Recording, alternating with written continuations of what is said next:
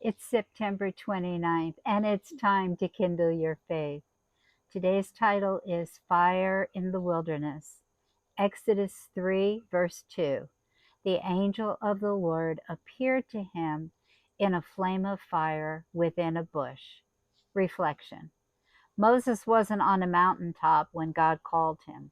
It was in the wilderness, far from comfort or ease. That is where God's flame often appears, not in moments of comfort, but in places of desolation. If you find yourself in a barren place, do not lose heart. Keep your eyes open and your spirit alert.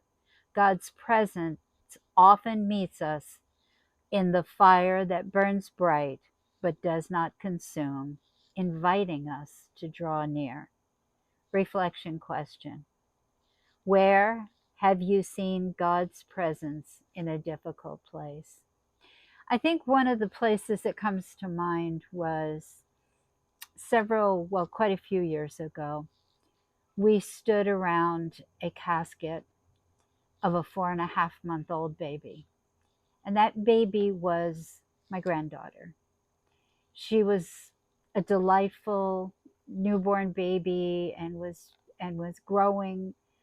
And a few days before her passing, I was taking care of her just for a few minutes while her mom ran into a store. And it was just such a precious time and a precious memory. But as we stood around that casket, it was just a really, really difficult time. It was a difficult place. And as we laid her to rest, though, I can honestly say that I experienced the presence of the Lord.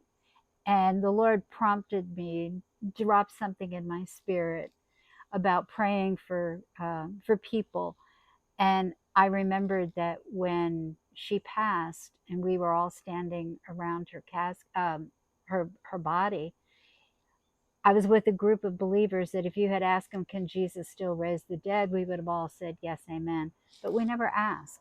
Now, I don't know if God would have raised her from the dead. I know he could, but it taught me something. The Lord said, don't ever not ask me again. So I make it my practice to always ask. And our prayer prompt, Lord, open my eyes to your presence in the wilderness. Help me recognize your fire even when everything feels dry. Lord, I just pray that you drop this into our hearts today to be faithful to ask and to believe. We ask this in Jesus' precious name. Go in the warmth of God's